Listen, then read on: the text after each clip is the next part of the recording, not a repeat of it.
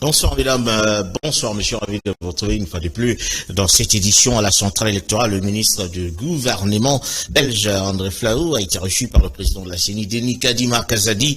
Le ministre belge est venu voir le bureau de la centrale électorale en vue de vérifier la faisabilité des élections, de se rassurer sur la tenue effective de ces élections en 2023. Alain Ocalan, ce reportage.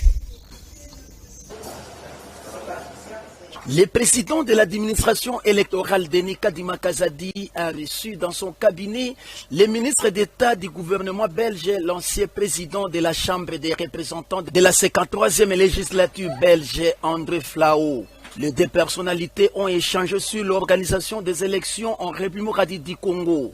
Au cours des échanges compris également par Madame et rapporteur de la CENI, Patricia Ntseya, et le directeur des cabinets Dieudonné Thioyo, André Flahault fixe qu'il est venu en RDC après l'arrivée du roi Philippe juste pour rencontrer notamment le président de la CENI, Madame et rapporteur et les directeurs des cabinets dans le but de censurer du déroulement du processus électoral en vue de dissiper certains doutes sur la capacité et la volonté de la RDC à organiser les élections en temps tel que prévu. L'envoyé du gouvernement belge est de poursuivre au sortir de l'audience qu'après les échanges et ces questions, il est convaincu de l'engagement de la centrale électorale à organiser les élections à la date butoir. Pourquoi? Tout simplement parce que pour être informé.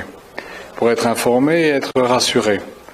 Parce que certains doutent des volontés ou de la capacité du Congo à organiser des élections à temps et à heure comme c'est prévu.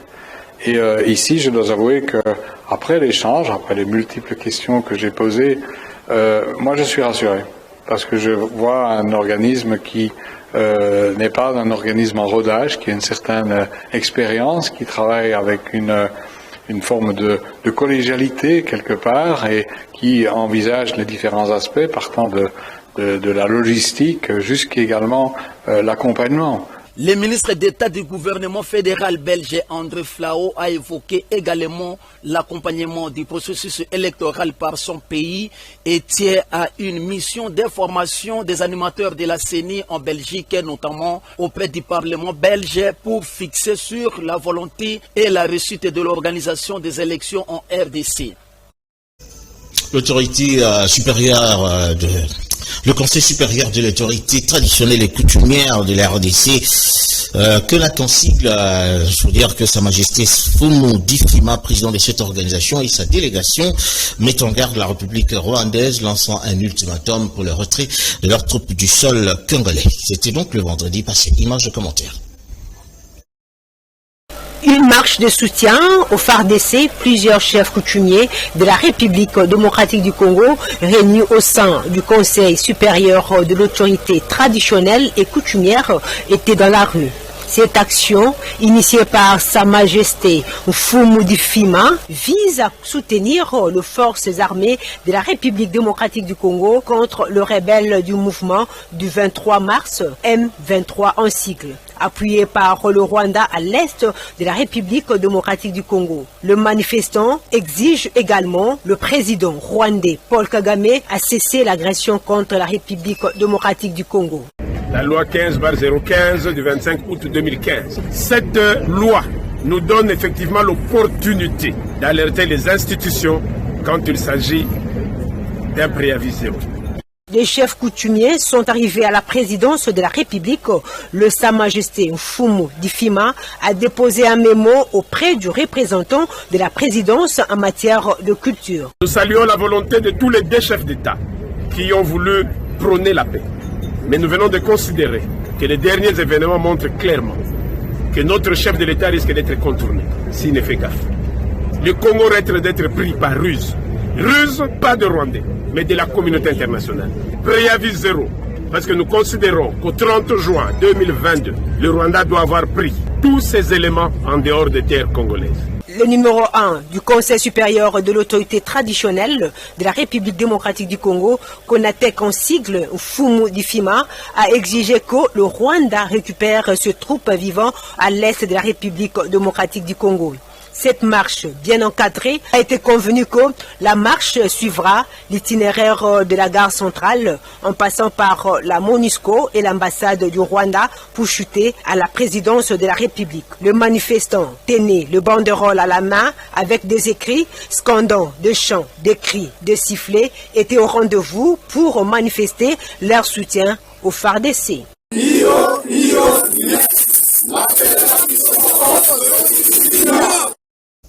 Les forces armées de la République continuent de bénéficier du soutien de tous à travers la République. Il faut dire que c'est le cas du syndicat CERAP qui a organisé une marche de soutien aux FARDC qui ne cessent de se battre au front contre l'agression de l'armée rwandaise par l'entremise de M23. Aleno Kapiturizaza dans ce reportage.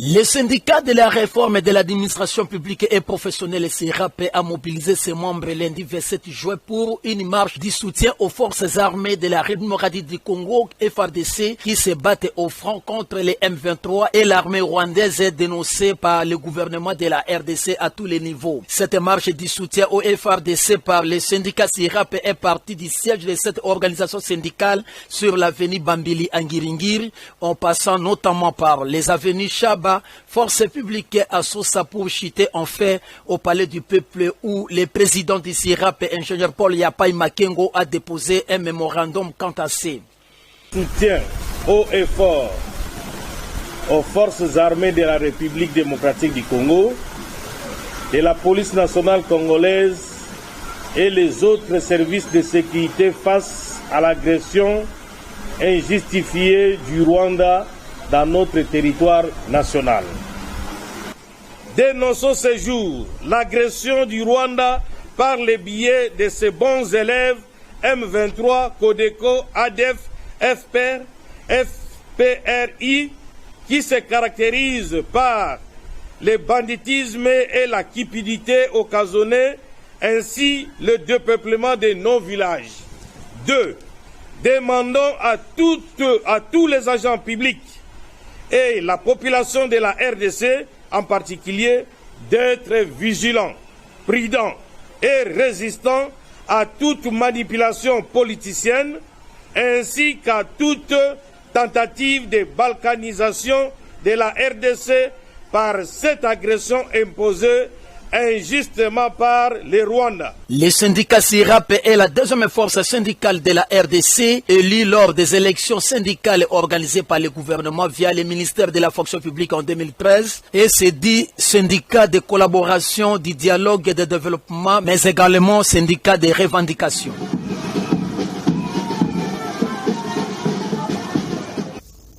La dépouille de l'ancien Premier ministre Patrice Emery Lumumba est arrivée hier lundi à Kinshasa. Il se trouve donc au Palais du Peuple pour des hommages mérités de la part des autorités du pays. Il faut dire que Lumumba a donné de sa vie pour l'indépendance de la RDC. Image de commentaire.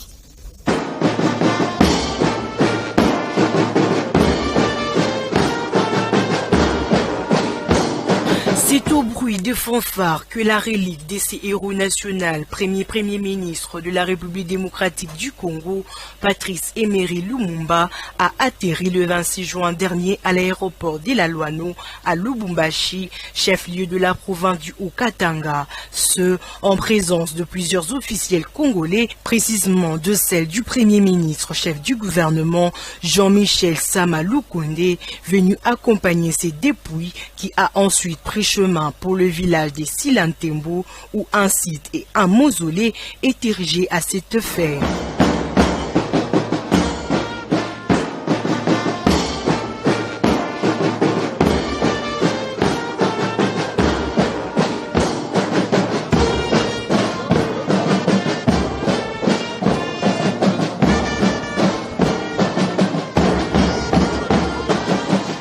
Une dernière étape de son pèlerinage avant de regagner la ville de Kinshasa, capitale de la République démocratique du Congo, où des réaménagements importants ont été également faits à la place échangeur de Limete afin d'accueillir ce relique qui seront inhumés en la date du 30 juin 2022.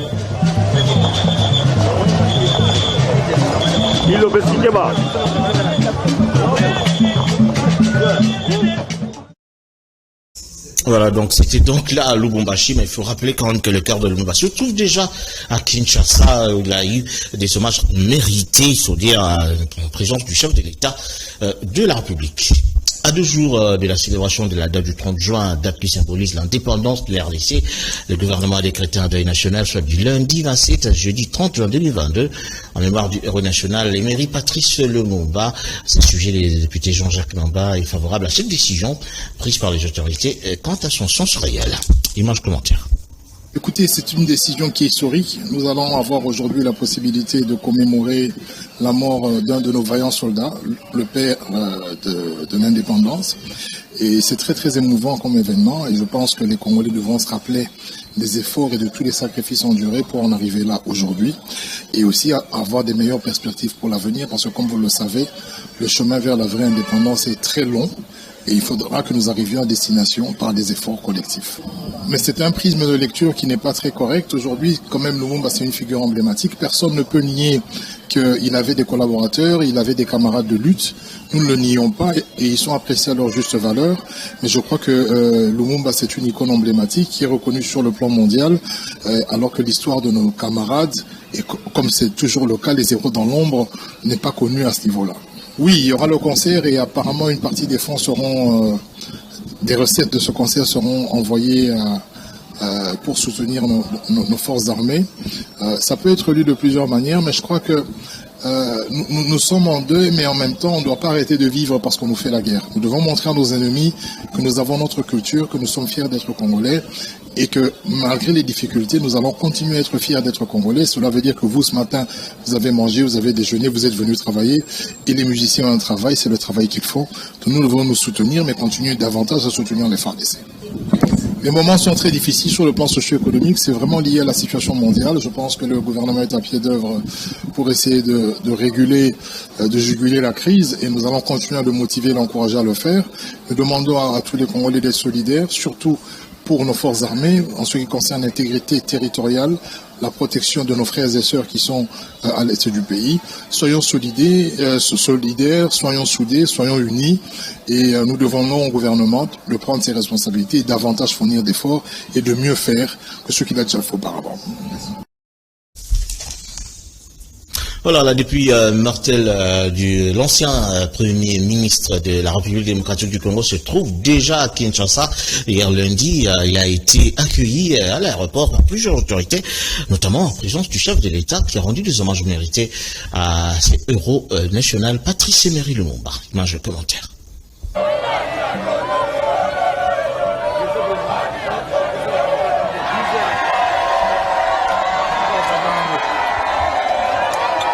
Drapeau en berne au palais du peuple et comme un symbole, c'est au siège du Parlement, là où il a été investi son antenne plus tôt, que l'héros national Patrice Emery Lumumba reçoit les hommages nationaux le dernier. En premier rang, à l'ouverture des obsèques, le speaker de la Chambre basse du Parlement congolais, Christophe Mbosonko Diapwanga, a accueilli le cercueil de Patrice Emery Lumumba.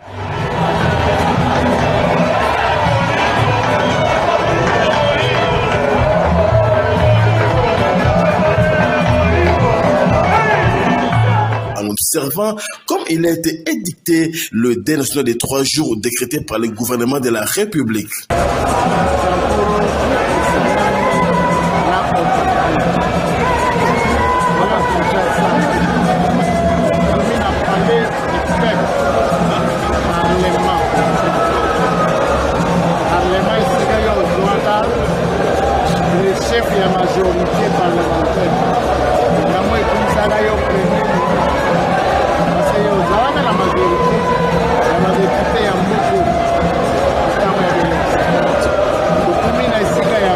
Les officiels de quelques pays, notamment leur premier ministre, sont attendus à Kinshasa. L'on évoque déjà le chef du gouvernement du Congo-Brazzaville, de la Guinée équatoriale, de l'Angola et de la Tanzanie. Tous viennent honorer la mémoire d'un des pionniers du panafricanisme, Patrice Emery Lumumba.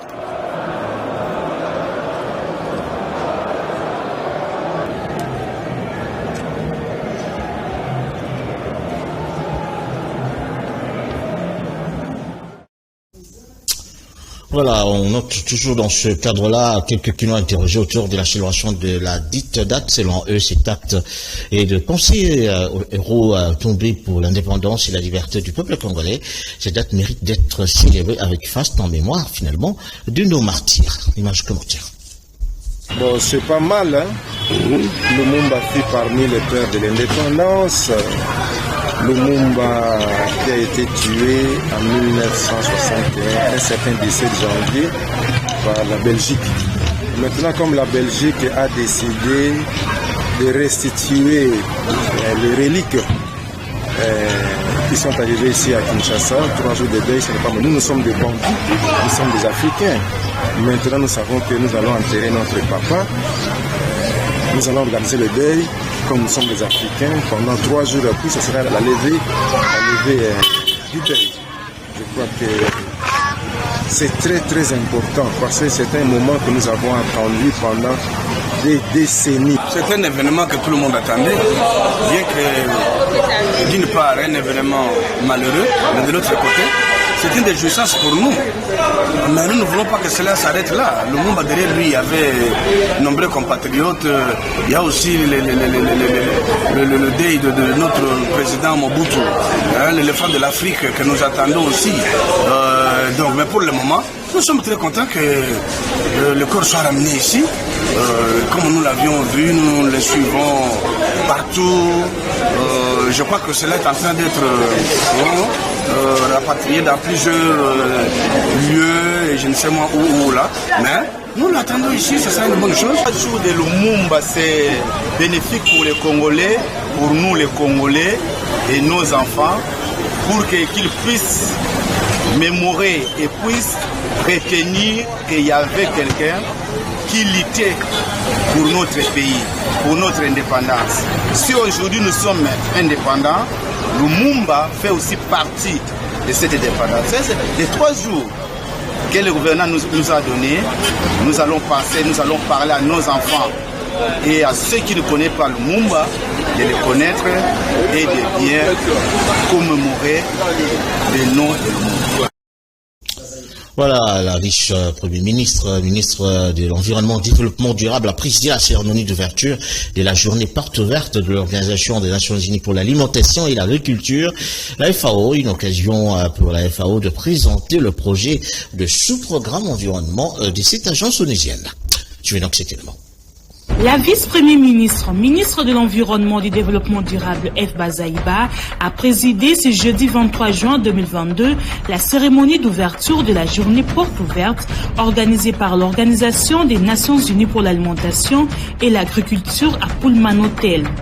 Occasion pour la FAO de présenter le projet du sous-programme environnement de cette agence onusienne auprès des parties prenantes, entre autres le gouvernement, les bailleurs de fonds, la société civile et les entreprises privées. La FAO s'est engagée à s'aligner à la vision du ministère de l'Environnement et du Développement durable qui représente à la RDC un des solutions aux différents problèmes qui se posent à notre planète au regard du dérèglement climatique global, grâce à l'abondance et à la diversité de ces ressources naturelles, avec plusieurs types de couverts végétaux qui vont des mangroves du littoral atlantique aux forêts de montagne du rift albertain, en passant par la forêt dense et humide de la Guyane centrale.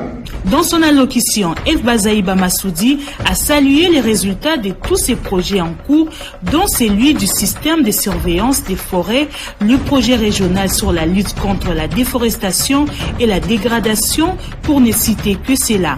Pour la vice-premier ministre, ministre de l'Environnement et du Développement durable, le résultat de ces projets répond à la vision du gouvernement par l'entremise de son ministère qui place la RDC comme pays solution face aux défis à relever dans la lutte contre les changements climatiques.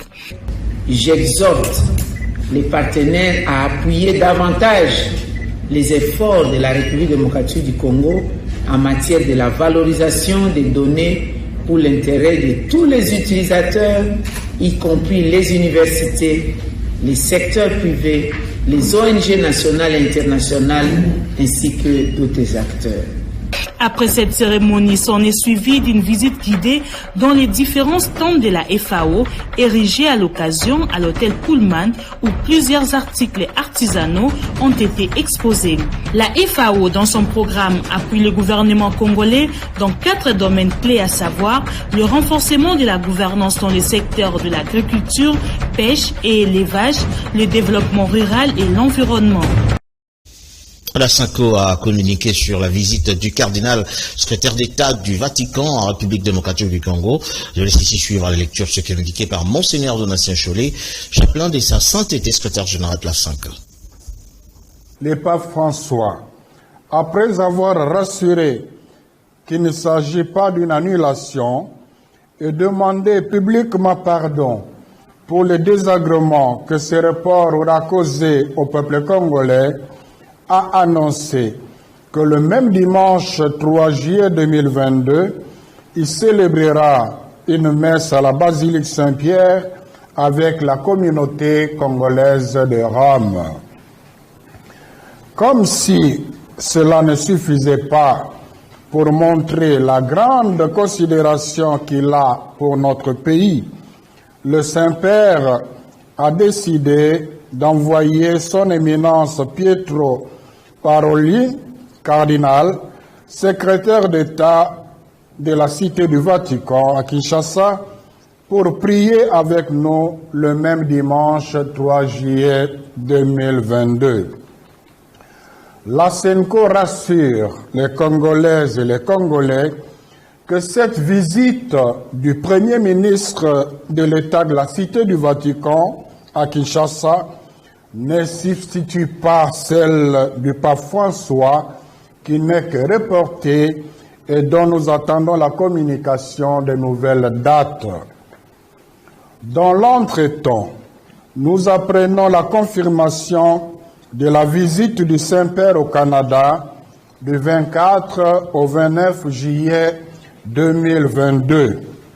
C'est pour nous un indice encourageant, signe d'une évolution positive des soins qu'il est en train de prendre. Sans doute, le voyage du Canada sera aussi pour le pape et pour son médecin un test de l'efficacité de ces soins et servira d'évaluation pour la suite des activités de souverain pontife.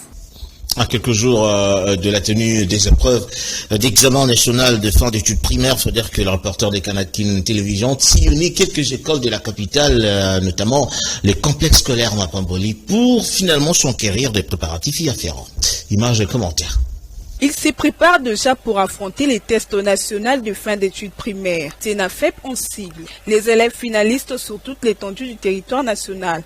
Les épreuves prévues pour la date du 5 juillet prochain. Nous sommes au complexe scolaire Mapamboli, dans la commune de Bandalungwa, au quartier Sinkine, où sous la supervision des enseignants, les élèves de cet établissement s'exercent sans relâche afin d'affronter avec force ces épreuves qui les attendent.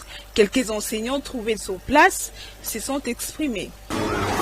Nous sommes dans la fièvre des préparatifs de l'ENAFEP qui va commencer le mardi 5 jusqu'au mercredi 6. Sinon l'ambiance se passe très bien et ça nous a aidé aussi avec les reports qu'on a fait là pour qu'on puisse finaliser avec quelques matières qui nous ont resté. Sinon l'ambiance c'est normal et j'en félicite aussi l'État congolais parce qu'il nous a aidés. Et cette fois-ci, les enfants vont faire ça gratuitement, c'est une bonne chose. Nous parlons toujours comme toujours, les enfants sont bien encadrés, l'air moral sont au zénith, on attend d'affronter les épreuves. Je pense que la 6e année, nous commençons à préparer nos enfants.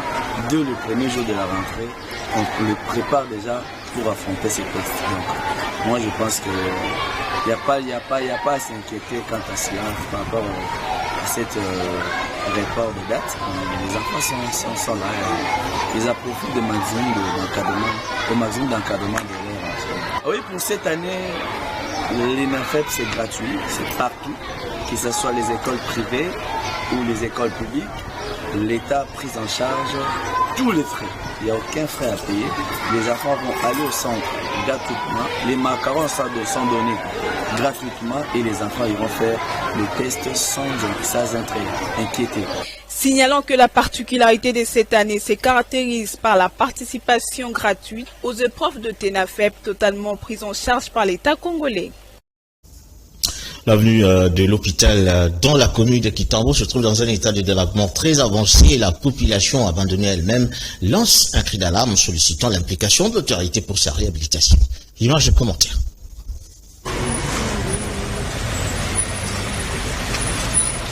Nous sommes sur l'avenue de l'hôpital dans la commune de Kitambo, non loin de l'hôpital de Kitambo, où la chaussée se dégrade de plus en plus et les eaux de pluie stagnent en ce lieu et devient un réel casse-tête pour les usagers de cette route.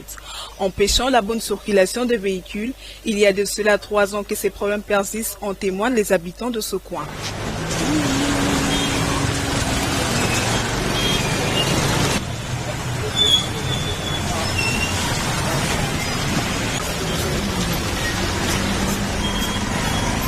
Ils ne savent plus à quel sens se vouer, meurtrit cette situation. La population de Kitambo n'ont pas voulu placer un mot au micro de reporter de Canal King Télévision, car ils estiment être abandonnés par les autorités de la ville au regard du temps qu'a déjà pris cette situation.